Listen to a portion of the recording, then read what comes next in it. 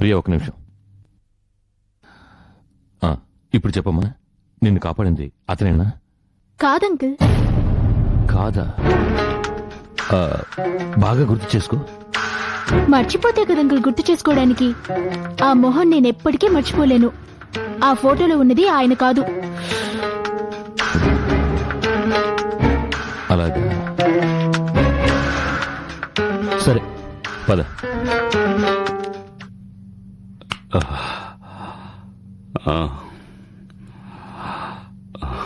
ఏంటి నా త్వర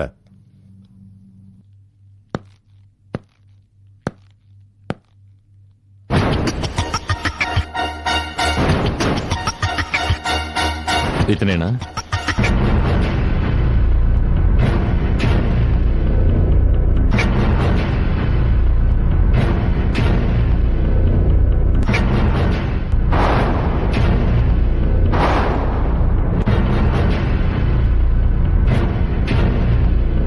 కాదు సార్. ఖచ్చితంగా చెప్పగలవా? అవును సార్, ఇతను కాదు. సరే, నువ్వు వెళ్ళమ్మా, నీకేం భయం లేదు. అలాగే సార్. నేను రేపు వచ్చి మాట్లాడతాను. రమణ సార్, ఈ అమ్మాయిని తీసుకెళ్లి ఇంటి దగ్గర డ్రాప్ చేసిరా. అలాగే సార్, పదమ్మా.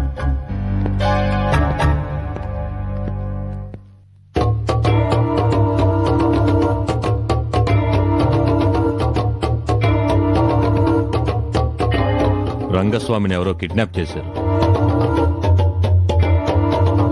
ఆ సంగతి నీకు తెలుసా? నేను లాకప్ లో ఉన్నాను కదా సార్. ఈ మధ్య చాలా మంది జైల్లో ఉంటూనే చాలా ఘనకార్యాలు చేస్తున్నారు.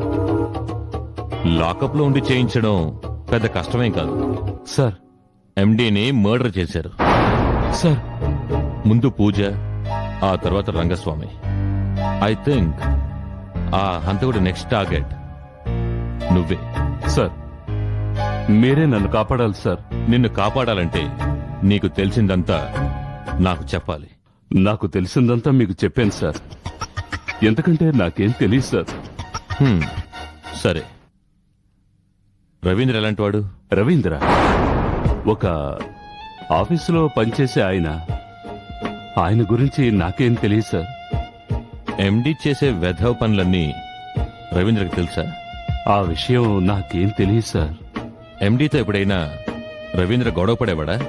అసలు రవీంద్ర గురించి నాకేం తెలియదు సార్. ఎండీ చెప్పిన దాన్ని బట్టి చూస్తే అలాంటి గొడవలేం వారి మధ్య లేవు. సరే, ఎండీకి ఎవరైనా శత్రువులు ఉన్నారా? బిజినెస్ చేస్తున్నాడు, అందులో అడ్డదారిలో చేస్తున్నాడు. శత్రువులు ఉండొచ్చు, కానీ ఏదీ నాకు ఖచ్చితంగా తెలియదు సార్. సరే సార్, కోర్టులో నాకు తెలిసిందంతా చెప్తాను. నన్ను వదిలేండి సార్. బయట హంతకుడు నీకోసం ఎదురు చూస్తున్నాడు. నిన్ను వదిలేమంటావా? అందుకని నువ్విక్కడే ఉండు. ఇదే నీకు సేఫ్టీ.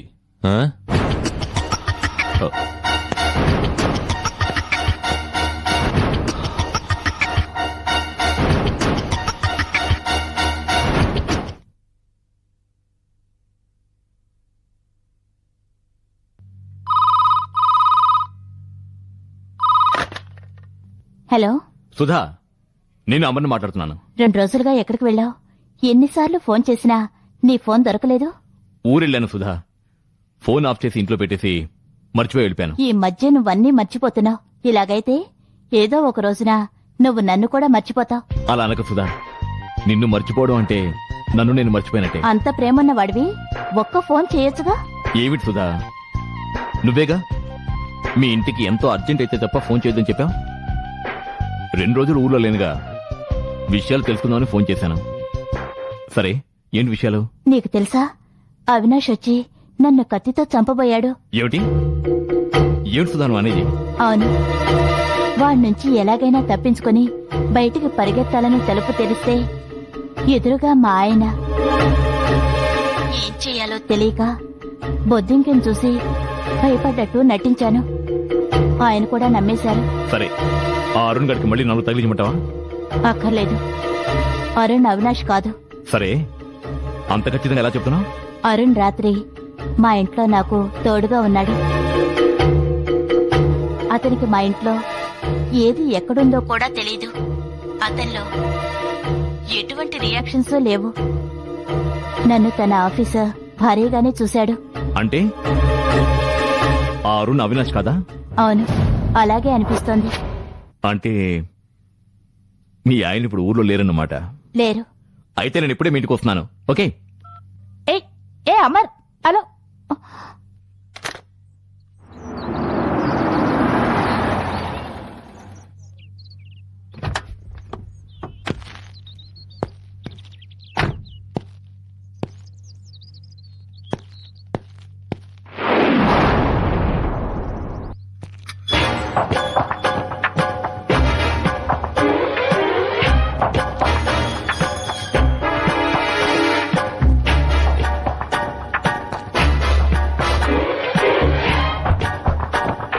ఛ! ఈ పరిస్థితి నాకు అస్సలు నచ్చడం లేదు. మనమిద్దరం ఏ భయం లేకుండా కలుసుకుని ఎన్ని రోజులైందో తెలుసా? ఈ మధ్యకాలంలో ఇంతకు ముందులా భయం లేకుండా మన ఇద్దరం ఎక్కడికి వెళ్ళామా చెప్పు? ఎంతసేపు కలుసుకోలేదు, తిరగలేదు. అదే నీ బాధ.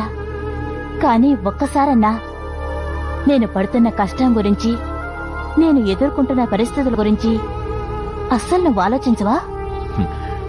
నీకేం కష్టం సుధా?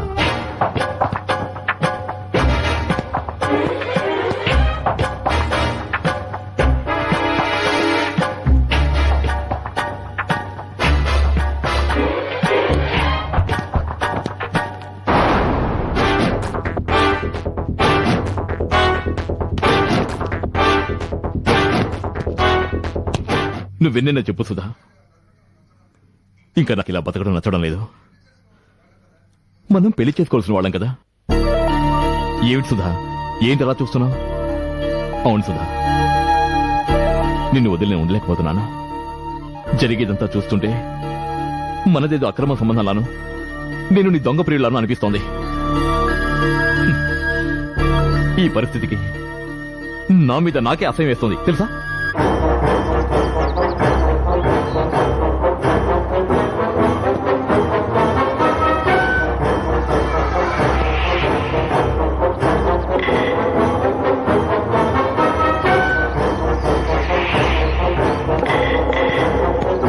అవినాష్ విషయం తేలేంత వరకు నేను అస్సలు నీతో మాట్లాడకూడదు అనుకున్నాను. కానీ మనసు విప్పి మాట్లాడేందుకు నువ్వు తప్ప నాకెవ్వరూ లేరు.